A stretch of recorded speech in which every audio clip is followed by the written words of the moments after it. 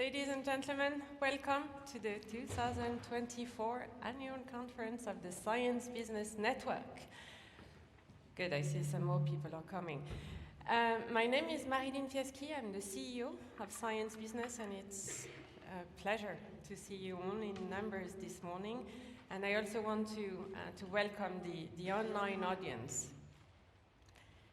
2024 is a year of celebration for us in this research and innovation community. 3 things to celebrate today. First of all, 40 years ago, not something to celebrate at the time, but Europe was facing economic recession, inflation, industrial decline, labor strife, and in parallel, the American technology, the Japanese electronics were growing very fast. And a Belgian commissioner, Etienne d'Avignon, received a big commission portfolio. He was responsible for industrial affairs, internal market, and customs union. When energy and research were added to his portfolio, he organized a series of roundtable meetings with the heads of the 12 biggest European IT companies to discuss the future of IT in Europe. And in these meetings with Philips, Bulls, Siemens, ICL, Olivetti, and others, Etienne d'Avignon explored the willingness of the companies to work together in the face of the Americans and the Japanese. The outcome was that the Commission put forward a proposal for a pilot IT program called ESPRIT.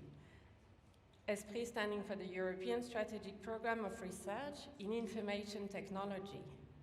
We are in 1984, and the first framework program for research, supported by 10 countries with a budget of 750 million, was born. It was 40 years ago.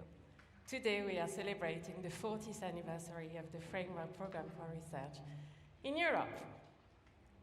That was the first thing. The second thing is, well, of course, the framework program since then have gone a long way. As you all know, 9 iterations of the program. And Horizon Europe is today the world's biggest public research funding program in the world. 95 billion euros, give or take, over 7 years. Second thing to celebrate, 2004. 3 tech journalists launched a brand new company called Science Business. I won't take too much time to take you through the history because my colleagues will do that in a minute. But I just want to say that we take a lot of pride in the fact that many of you, many people consider Science Business today as the reference media when it comes to research and innovation policy in Europe. Today we're also celebrating the Science Business Network, this one-of-a-kind club that brings together leading research universities, companies, government agencies, associations across countries. Today we had a meeting of the network, and we highlighted the latest members from the US, from South Korea. Maybe this morning what I want to do is to pay tribute to those who valued the network a long time ago, about 16 years ago. And those were Chalmers, ETH Zurich, Microsoft, Paris Tech, Karolinska, among others. And those were the first one who actually, Imperial College London, I should say as well, because I think they are in the room. Those were like the founding members. Today, the network brings together 75 organizations, and it keeps growing across countries, across institutions, and across disciplines. So a warm welcome this morning to the network members. Okay. We have a very dense menu in front of us this morning and this afternoon, and the entire program is geared towards the 10th framework program for research, the so-called FP10, since there is no better name for the time being. But Of course, we are very early on in the discussions, but you will quickly find out that there's actually already plenty going on. A lot of fresh ideas, some very concrete recommendations from a large spectrum of stakeholders. We're going to collect all your fresh ideas, all your recommendations. We are going to take note of it. There are journalists in the room. There are other journalists from other media listening on. And in the final panel, we will bring all of that to the Director General for Research and Innovation, Marc Lemaitre, who will have plenty to deal with in coming months. So this is it. We're going to dive in the discussion. Before we do so, I also want to thank the partners and the sponsors who are making this conference possible. They're listed here. So besides the Science Business Network, I want to thank DSW, ESRF, Elsevier, and Attract. Thank you very much. All right, with that, time to get going. So I'm going to call the first panelist on stage, Annelien and Patrick, if you want to come.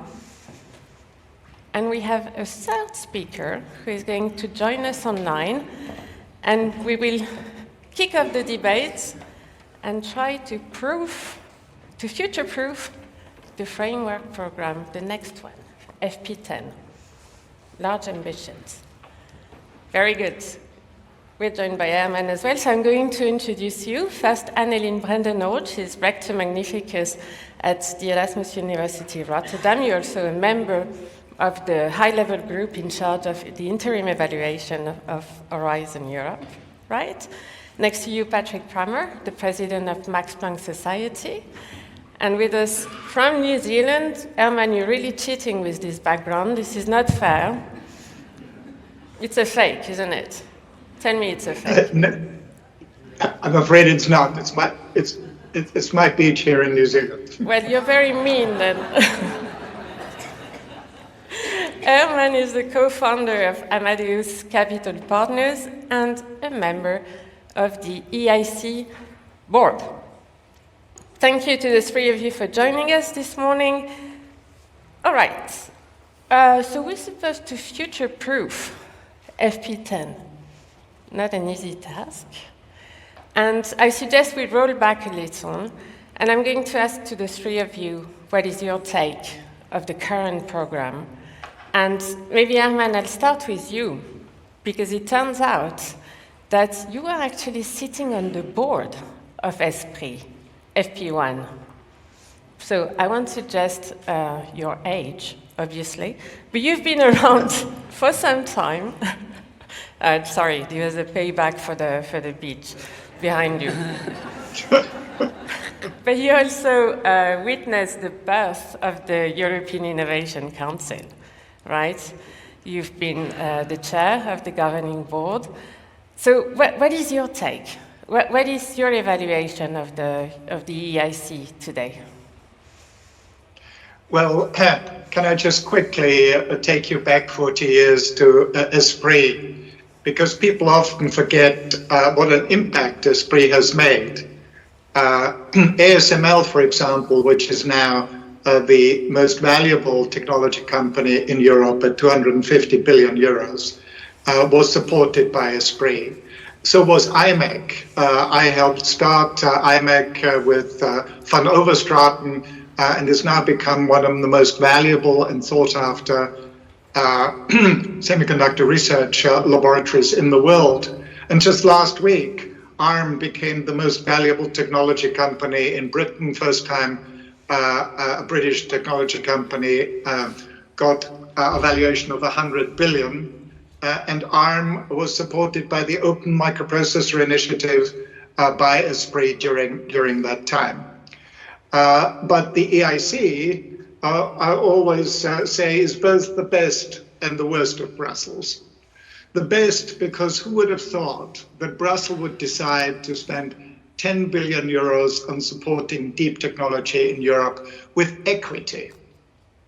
And that has happened, and that has had a transformational effect. The worst of Brussels, because of internal bickering delays of a whole year were brought about just because a Brussels bureaucrat started fighting each other. But it's all sorted now, and we're back on track, and I think it's going to be a great success. All right, good. Patrick, when I was studying the history of the framework program, I noticed that Max Planck was among the first organizations to push for having a dedicated part of the program to basic research and fundamental research. The ERC is the expression of that, the European Research Council, So, yeah, is this an achievement that Europe should be proud of?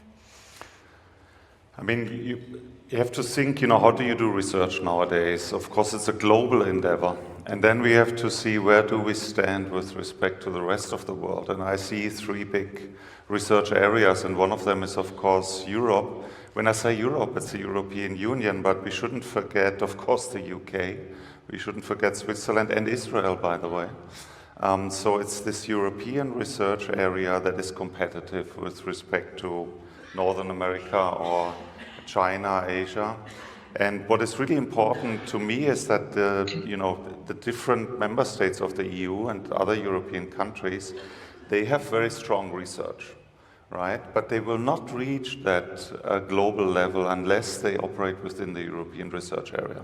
Just to give you an example, the Max Planck Society has a budget of over 2 billion. We have 84 institutes, we have 24,000 employees. We're distributed over 38 sites, but when you look, where do the papers come from? Most collaborative papers have been done within the European research area. Of course, the US is a strong partner, China and others, but the European research area is what makes us so strong. And I think no single country alone can achieve that. So that is, I think, very important to realize as a background. And maybe a second thought, if I may, I think basic research is really, really essential. We tend to distinguish, basic from applied, but there's really only one science. And these are different facets of the one science. And the borders are blurry. And if you actually look at the patents you have now, and you go back to the original publications, where a technology was invented or where something new was found, a new material, whatever, then you will find that those original publications are generally also of extremely high quality. So in other words, excellent basic research will lead also to applications, to patents, to new jobs and so forth. So it's all about quality. And that is why the ERC is so important, because it funds the best ideas, it funds the best people. Independent of what we think nowadays should be done to prepare for the year 2040. It's really important to realize that part of the future is unknown. So the only way to prepare for an unknown future is to look broad and to have people follow their ideas. And that's why the ERC is so important and why the framework is so important. Annelien? You're relatively new in this policy environment, right? But you've been a PI yourself, a direct beneficiary of the program, you're a university rector. So how do you view the program? What do you think we should really keep, protect, or completely dismiss? Well, maybe a fun fact to start with is now I've been an ethics professor for 10 years. But I started my career on an FP6 funded program on the prevention of mitochondrial disease. And I conducted the work package ethics in a large biomedical focused consortium. And still up till now, and then later on, I became a PI myself and a full professor. But I think from the beginning, for me, the strength, and I think it's also unique, like you said, it's one of the biggest, maybe the biggest public funder in the world. And this combination of, on the one hand, excellence, and on the other hand, impact, and pushing researchers to really work interdisciplinary, to work transformative, to find stakeholders and engaged research, I think it's not good enough yet. And I think that will be my ambition, because there are blueprints and examples, and as you can see in the evaluation report, to further push impact by designing impact from the start of the project. But I do think that there are many examples that already worked well. And as a PI, I've been in consortia working on the clinical translation, for example, of organoids in medicine, of AI-driven decision support in hospitals. And those are all examples of high TRL levels with direct meaning for patients and providers of healthcare, but where you cannot do it with only one set of researchers. You need to work interdisciplinary, understand each other's language, and also change education. Because education right now in many universities, we're also really pushing that at Erasmus University, it's quite static or old-fashioned in many ways, where you learn one discipline in one school, and that won't help in solving the big problems that we face in the world, in the European Union. All right. We will come back to the question of impact, because this is one of the things that the high-level group led by Manuel later is going to have to scratch your heads on. But I want to come back, roll back again, and then we jump into the future. As I said, FP1 was entirely driven by industry. Then the program has brought more stakeholders in, and we've heard that basic research is absolutely fundamental. The startup support as well with the EIC, but somehow, and I think if I remember correctly, it was really under Horizon 2020 that there was a real effort to make, to give incentive to large companies to really come back and engage. The partnerships have grown, the partnerships have multiplied, and now there are actually probably still too many. But what I want to talk about now is the world is evolving, and we had a COVID crisis as well. And it somehow blurred a little the borderline, the line between applied research, between fundamental research and applied research. How do you see these two blocks? Does it still make sense to divide fundamental research and applied research? Who wants to start? Patrick, go ahead. I can say a few words if I may. So it's an artificial distinction. There's only the one side. But once we have ideas, we need to develop them, right? Often we're not so good, and we have to promote those things. But if you only do that, you run out of ideas very quickly. So you have to have both. You have to support also people who embark into the unknown. You know, when people tell me, oh, we need to make a roadmap, then I tell them, you know, we are in uncharted territory. There is no roads, right? We have to basically pave our own paths through this uncharted territory. So where does the orientation come from? It's about curiosity. It's about identifying a big open question. It's trusting people that they have the right ideas. I give you an example that this can be highly relevant also for technology of the future. So for example, you could say, we need better solar panels, right? Then you can get better solar panels over time, you get a few % here and there. But then you can also tell people, you are interested in materials, you're an inorganic chemist, do what you want. And then they come up with new quantum materials. I just saw that at one of our institutes. And you know, nowadays we have solar panels that convert light into electricity, and we have batteries which then store the electricity. But they just invented a material that can do both at the same time. You cannot think about a roadmap, oh, please invent a material that is both a solar panel and a battery. You cannot do it. But if you are driven by your ideas, you invent new quantum materials. And this is now material, you know, the sunlight comes in, it converts light into electricity, it stays in the material. And then it comes out after a few hours when it's dark outside. Can you imagine? It's not something where you say, oh, I want to have that kind of material. So that's my point here. So we have to have both. We have to have both, but is there, currently in the program, is there enough fluidity among the two? Well, I'm not sure whether there is enough fluidity, but I completely agree that in the end this is a continuum. And I think sometimes it's like with all distinctions. Sometimes distinctions are analytical tools to think about. I think they need slightly different ecosystems and funding mechanism and infrastructures. So now and then it's helpful to make this distinction, but if you would only have fundamental research without asking or require people to think about the potential end products or intervention or patent or whatever it might be the results, well, then you have insights without applications. And the other way around, if you only have applied research, then in the end, there are no new concepts or ideas anymore. So they just feed and enrich each other.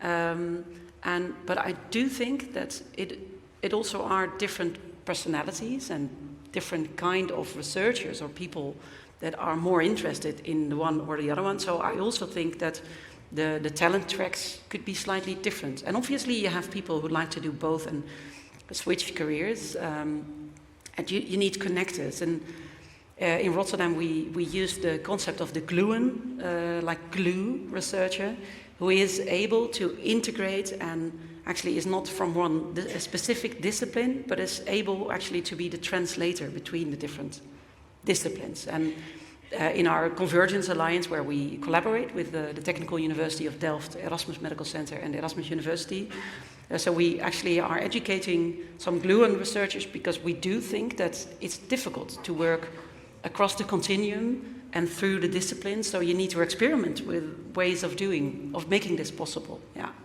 All right. Maybe just add please. One interesting aspect, if I may. Absolutely. Because, for example, when you look at the mRNA vaccines, new questions actually came from applied research. So it's actually more like a circle or even a spiral that goes up, where you try to apply and then you hit a limit to what you can do. And then you go back to the lab, you have a new question for fundamental research and you improve your application. And so we have to more think of a dynamic system, where it goes forth and back. All right, so the framework program is more dynamic, right, among the different pillars. Herman, do you want to come in on that question of fundamental and applied research?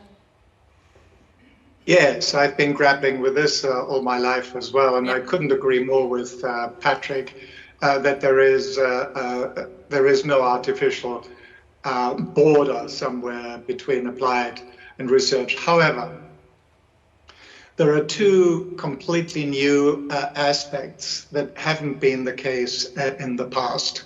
One is speed, and the other is the importance of large companies. The speed first. It used to be the case that breakthroughs were done at universities that were published and somebody might read the paper and make something of it a decade later. Research now is done by great companies like Max Planck, for example, and universities, but also by great companies like Google and OpenAI.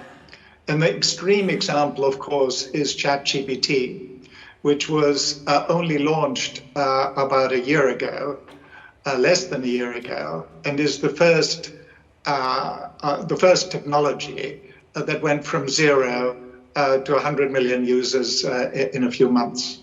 So both the speed and the importance of the collaboration with large companies is something that the US and China does a lot better than us. So this is one of the new, with these two aspects, we have to incorporate also in Horizon Europe in the next framework program. All right, more dynamism, more speed, more fluidity. Good, we're taking note. The European Commission just released its ex-post evaluation of Horizon 2020, and despite the fact that it's the 8th edition of the framework, we see that there are still some ongoing challenges that we need to be resolved, such as the administrative burden, right, or the unbalanced geographical spread of funds across member states. We're going to talk about that in a session. But there's also the question of impact. And in this evaluation, well, we find out that the evaluation of the methodology that was used to evaluate the impact or the return on investment has changed from Horizon 2020 compared to FP7. So there is not even ways to consistently compare framework program for research. And Eileen, you started talking about impact, so maybe I'll start with you. How do we make sure that there is actually a way, a methodology, to ensure qualitative impact of the program? First of all, you cannot ensure or guarantee.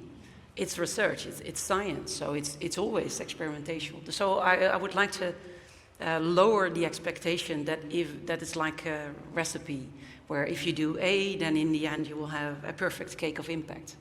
But I am convinced that there are ways of designing your program, and actually, and I don't think you should do this with all I don't think you should do this with all the programs, because I think in the ERC and in the excellent programs, obviously there needs to be time for blue skies, monodisciplinary research. But for the impact programs, there are some things that work. For example, we do know that if you would like to develop interventions, technologies, vaccines, then in the end it's key that people are willing to use what you're developing.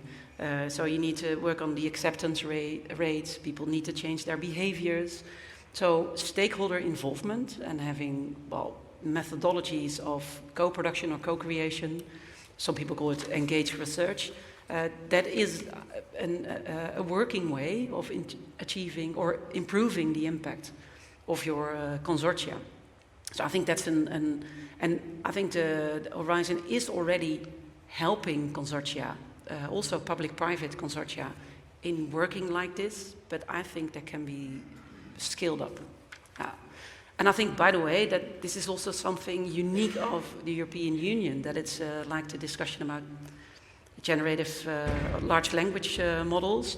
I think Europe can set the standards for both innovation and setting standards for ethics, for integrity, for sustainability.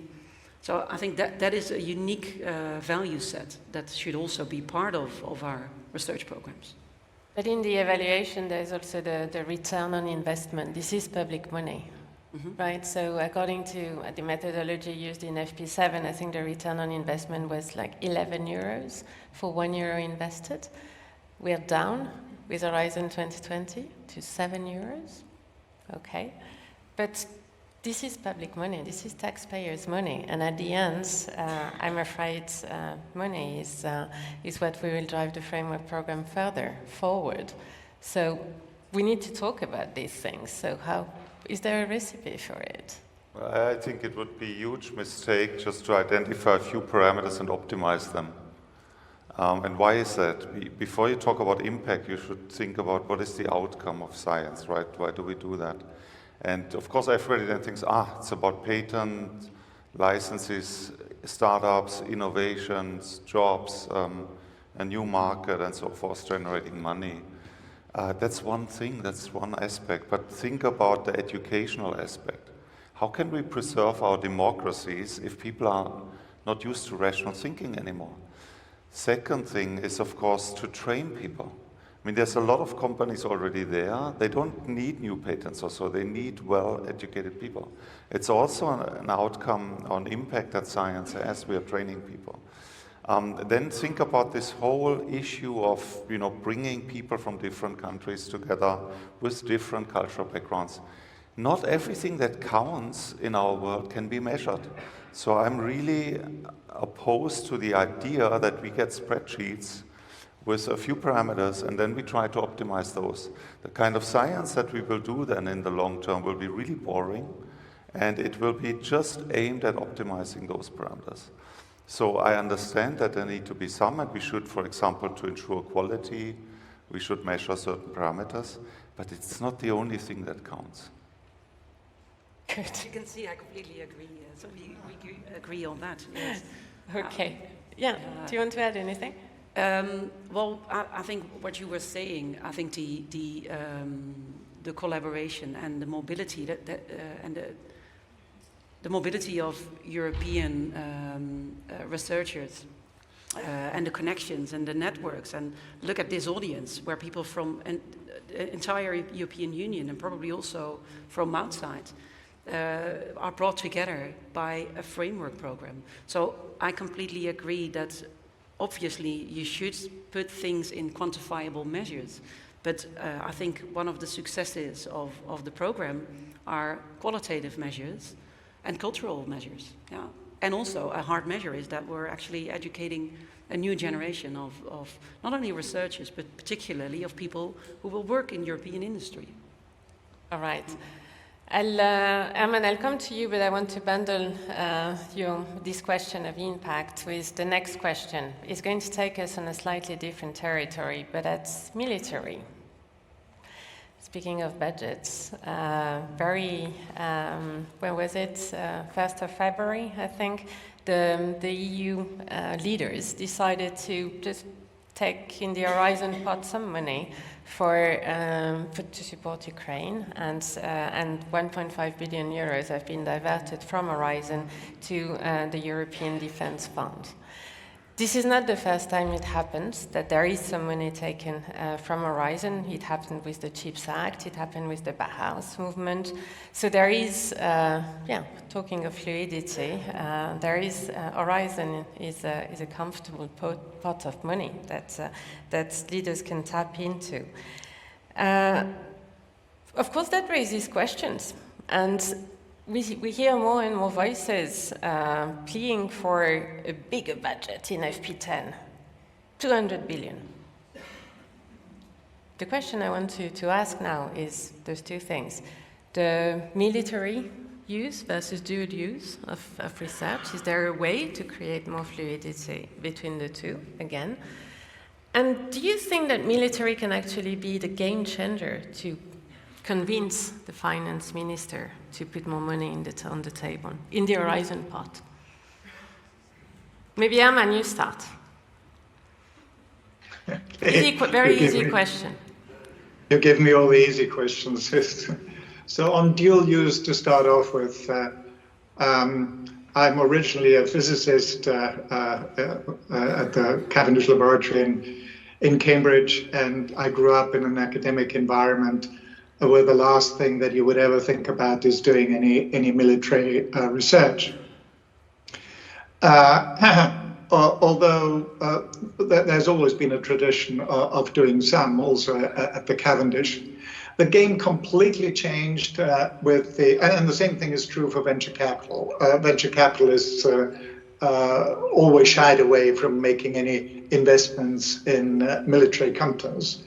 But the invasion of Russia and Ukraine completely changed the attitude both of the venture capital community and also many academics that we realize we've got to defend our way of life, and investment in dual-use technologies is just something we have to do because all the other countries do it as well. So that's one issue. The issue of more money, people always want to have more money, but why is it so important that we actually do need a lot more money? And that is because we're in competition with the United States and China. And if you just look at an area which I know very well, which is the semiconductor space, the US has a $50 billion CHIPS Act, Europe has a $40 billion CHIPS Act, and China has a $150 billion CHIPS Act. So, we need to work at a global level, and we need the STEP program. The single largest problem that we now have in Europe is not startups. We actually produce more startups in Europe than in the US. Not many people are aware of this. Our main problem is scale-ups. And the big gap that we have is investments between 50 and 500 million. Both the Americans and the Chinese, through government, find it a lot easier to put these rounds together, and then you create, instant successes like OpenAI. Now, fortunately, we do have a European version of that with Mistral in France and Aleph Alpha in Germany, but we're behind the US and China, and that's why we need a lot more money, and 200 million is not out of the ballpark. Well, I think that historical examples like DARPA, but also the work more theoretical of Mariana Mazzucato shows that in the end military research, the defense industry, can have spin-off effects, much broader on society. But using this line of reasoning by saying, oh, because that has been the case, we're now allowed to take money out of the Horizon budget to use for this, I think that is actually a misnomer or not a right way of reasoning. So I do think that it makes sense to discuss about FP10 and whether there should be, but only if there is a larger budget, could there be part of it allocated to more military-related research? Yes, I think that's a reasonable discussion. But reasoning from hindsight and then taking part of your budget, which is allocated for research, I think that's a cover-up. And I also think it's short-term reasoning, while in the end, research and innovation need long-term reasoning. And long-term reasoning also means that you have to protect your research budgets a little bit, otherwise it's too vulnerable and volatile. And you cannot build long-term careers, because a scientific career, but also the pipeline and industry, that's long-term. All right, so we need to ring-fence. Yeah, Herman. I think Annalena is right. The way to think about this is that the military ought to put more money into FP10 rather than FP10 putting more money into dual use. Good idea. Yeah. Very good idea. Yeah. Speaking of disruptive I ideas. think one has to be careful not to mix up things. One thing is clear: Europe needs a stronger, common shared foreign policy and defense politics. We cannot, wait until fall to know how the election in the US goes and then take some decisions.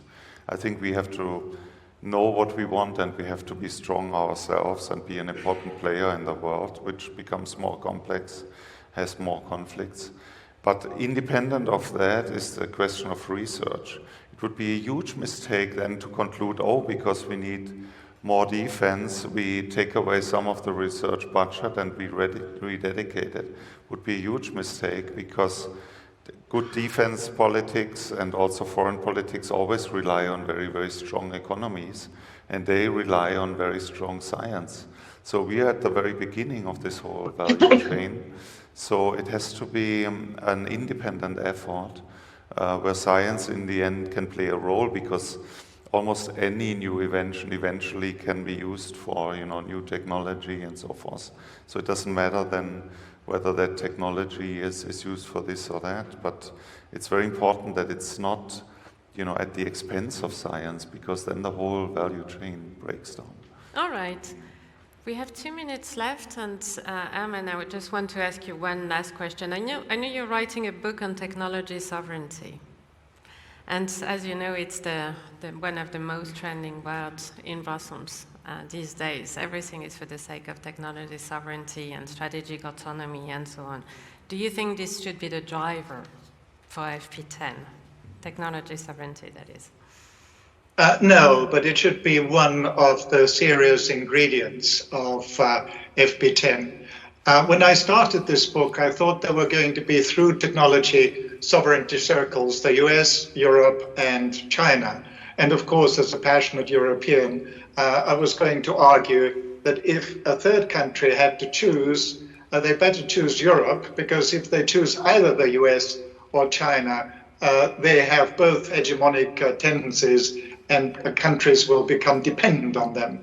Whereas Europe is the only organization that has proven to respect national differences. All right. Now, looking into it, I realized that technology sovereignty is a delusion. Not even the US or China can be technologically sovereign. Just take a chip that goes onto an iPhone, for example. Before it hits the iPhone somewhere in India or Vietnam or China, it actually crosses 40 national boundaries.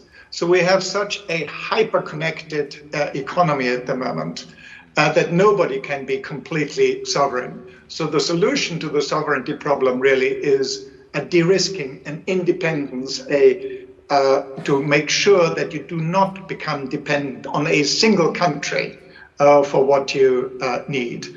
Normally, often, of course, the US and China. So sovereignty really means a multiplicity of the supply chain rather than doing it all yourself. Very good. I think we've reached the end of this session.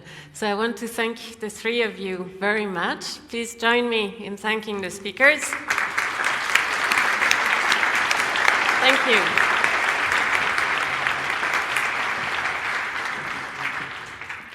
And I'm now going to give the floor to my colleagues, Richard Hudson, the founder of Science Business and vice chair of the the board, editorial director, and Florin Jabashko, the executive editor of Science Business, for a bit more of history.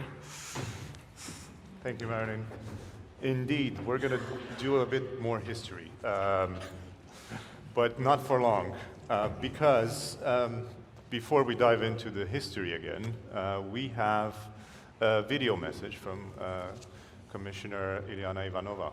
Unfortunately, she was not able to come here today, mainly because she is spending a couple of days in the UK, chatting with political leaders there about Horizon Europe Association. So, that's unfortunate for us, but hopefully very fortunate for the UK, and cooperation across the channel. But she sent us a video message, which I'm going to ask my colleagues to play now. And then we're going to go back to the history part. Dear members of the research and innovation community, as we gather today, I extend my heartfelt congratulations to Science Business as it celebrates a milestone of 2 decades of exceptional contributions to the scientific and business communities. Your role has been indispensable, serving as a cornerstone of our community by offering rigorous insights through your media operation. This invaluable service has not only enlightened us, but has also been instrumental in enhancing the effectiveness and impact of our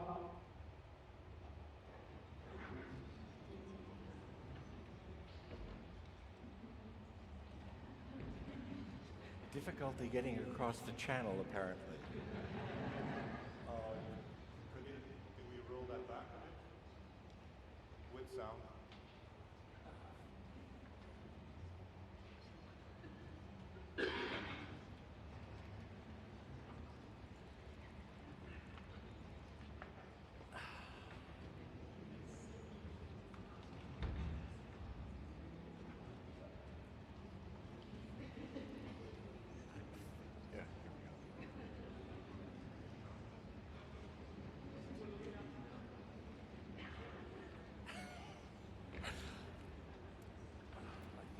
European Research and Innovation Programme, a cornerstone in the EU's commitment to fostering research and innovation.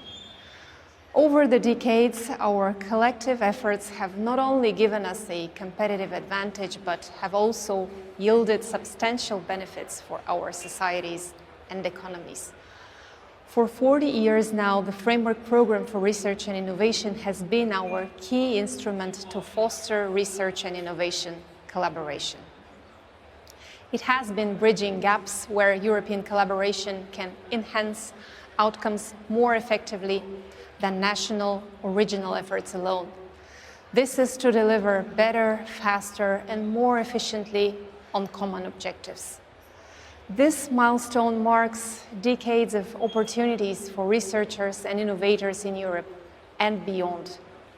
Just under Horizon 2020, we received more than 1 million individual applications from 177 countries. The recently published evaluation of Horizon 2020 highlights its significant return on investment, with every euro in costs linked to the program projected to generate 5 euros in benefits by 2040. For participating firms, it fueled a remarkable 20% additional growth in employment and a 30% increase in turnover and total assets. It supported the mobility of more than 50,000 researchers. It also significantly enhanced the quality of research and innovation in Europe, with our scientific publications cited twice as much as the world average, 33 Nobel Prize laureates supported, and multiple scientific breakthroughs. It financed concrete solutions in various domains, such as mRNA, vaccines, clean energy, photonics, micro, nanoelectronics. One message stands out. Sustained, long-term R&I funding is essential to achieving impact, as the time from laboratory to application often spans years. For example, the research into hydrogen and fuel cells that the Framework Program has supported for over a decade is now powering the deployment of hydrogen fuel cells in buses across the EU today. We have to be loud and clear about the tangible value of research and innovation and of the EU Framework Program. Together, we can spread the word throughout Europe and beyond. I'm committed to championing this cause at every opportunity and urge you to help me reach out beyond our communities. I encourage you to go out and tell your story of the program. Tell the world what difference it made for you, your organization, your region, your country over these last 40 years. If we make the value of the program clear, we stand a better chance of sustaining the high level of investment that we need for the program to continue delivering benefits for the people. As we celebrate the past and prepare for the future, the European R&I Days in March will be a milestone. I warmly invite you to this flagship event to reflect on our past, present, and future. Together, we can further elevate the Framework Program, ensuring it continues to serve the common good. I wish you all a very fruitful conference. Thank you. She can hear us back there in London. So thank you very much, Commissioner, for that. Again, I'm Richard Hudson. I'm the editorial director of Science Business, and I'm a co-founder of the company. As most of you know, a central thing of what we have done in our 20 years is follow the development of the Framework Program. That's hardly a mistake by accident, in as much as I myself, as a journalist, started 40 years ago in London covering the Framework Program, or it was then called, as Herman referred to it, Esprit. I was at that time with the Wall Street Journal as a tech reporter. So over 40 years, I've personally seen it, as some of you in this room have as well. Don, I'm looking at you. And at the same time, over the last 20 years, this company has built up an extraordinary, I think, repository of knowledge about how the program works, how it doesn't work.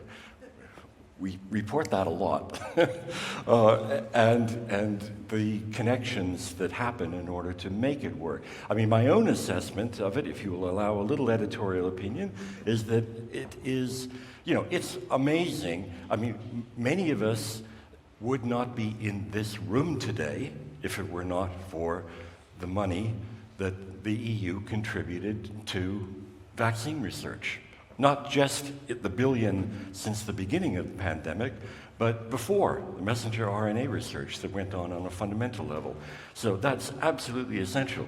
Another thing that's amazing, I think, is the power that Framework has had in knitting together the European-wide research and innovation community. That makes it, I think, a model, a template for how we could one day get to a global funder for research. I'm an unrepentant globalist. However, big problems. You've heard some of them today.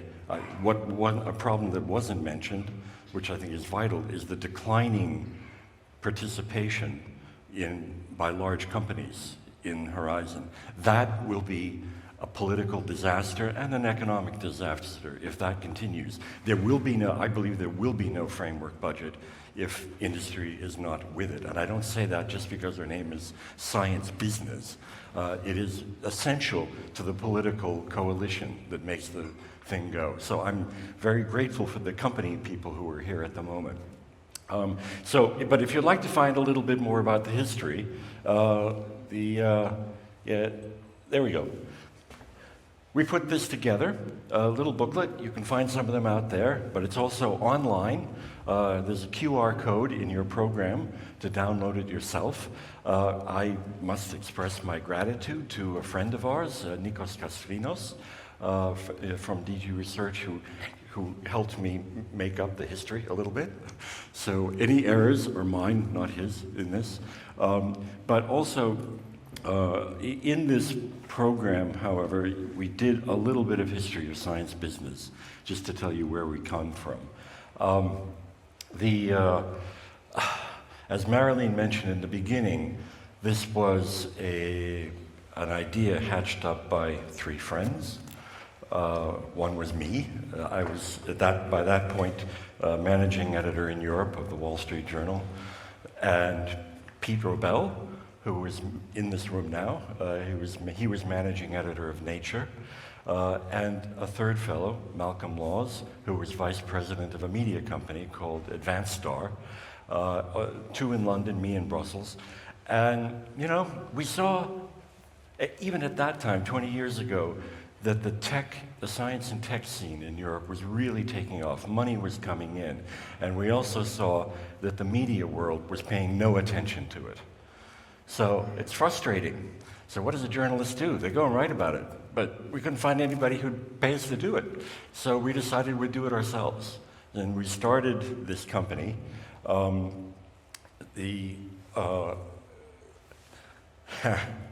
No startup goes on the way it's planned, I can assure you.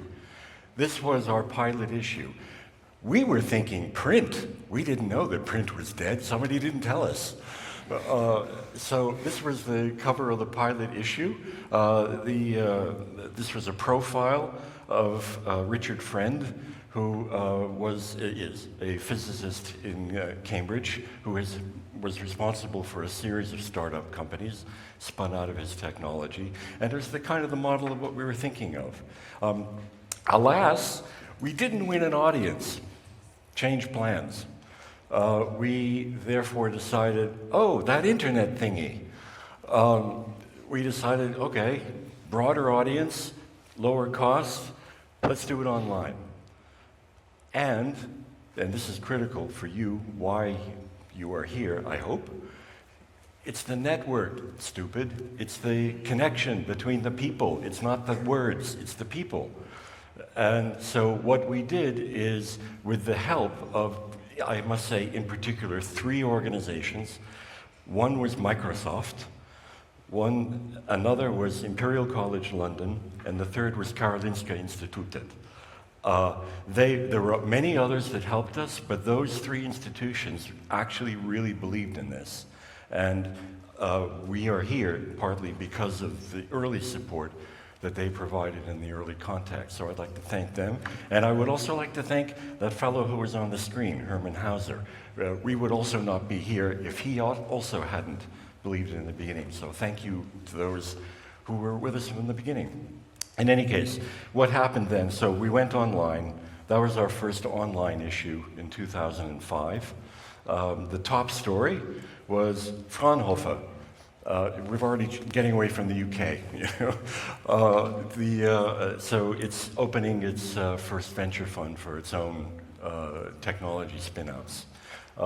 And then came the first conference, which was at École des Mines in Paris. Paris Tech was also an early member. And so this was a small round table with very senior people. You might recognize a few. And the third ingredient of what we do was, so this was our first white paper that came from that round table of what people were saying. I don't think you'd find anything terribly radical in this publication, but the point is that we have tried to continue doing that all along. So, you know, you have the information in the news, you have the networking in the room, and then you have the communications about all of that. And that's what we continue to do. In any case,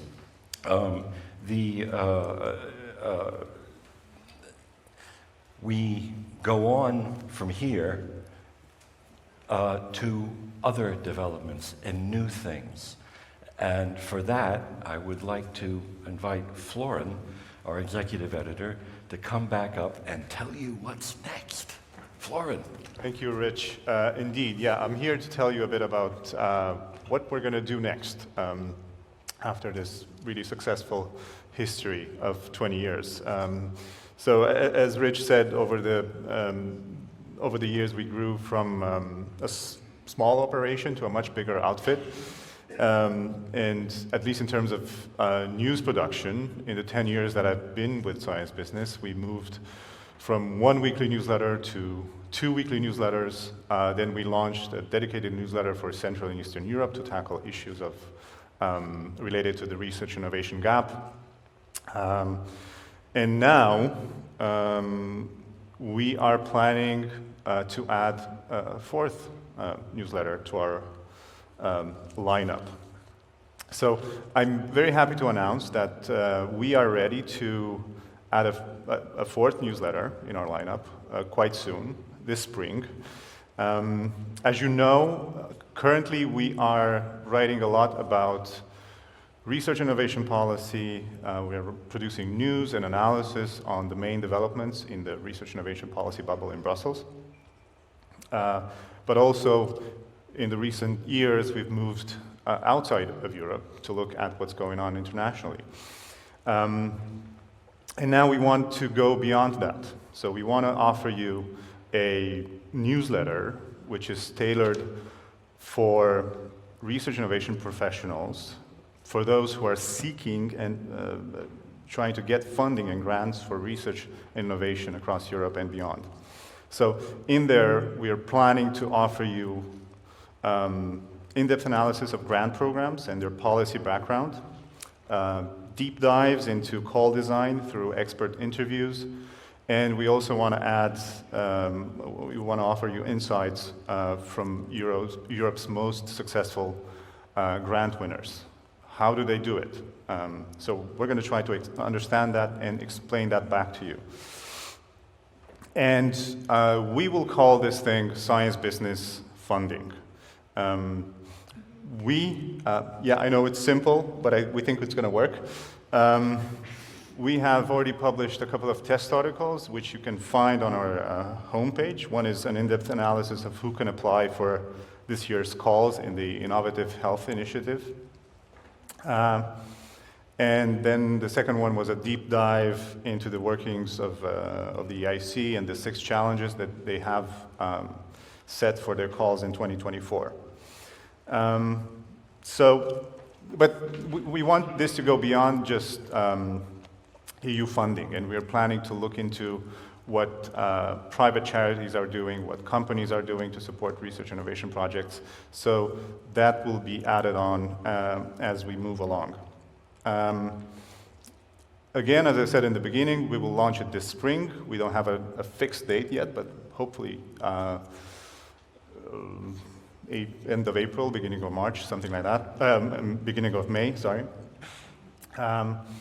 In any case, I encourage you to keep checking our homepage for those stories and more announcements about the launch date and the contents of it will come in the coming weeks. So yeah, we're looking at a very busy year at Science Business, but also politically with elections coming up and a new commission that is supposed to take office at the end of the year. Yeah, we're more than happy, us on the news team, to take you through all that. So thank you very much. Rich, do you want to say anything? No, okay. So that's our plan for the future. Yeah, keep an eye on our website and newsletters. Now I'd like to invite back Marilyn to tell us what's going to happen next. Good. Thank you both.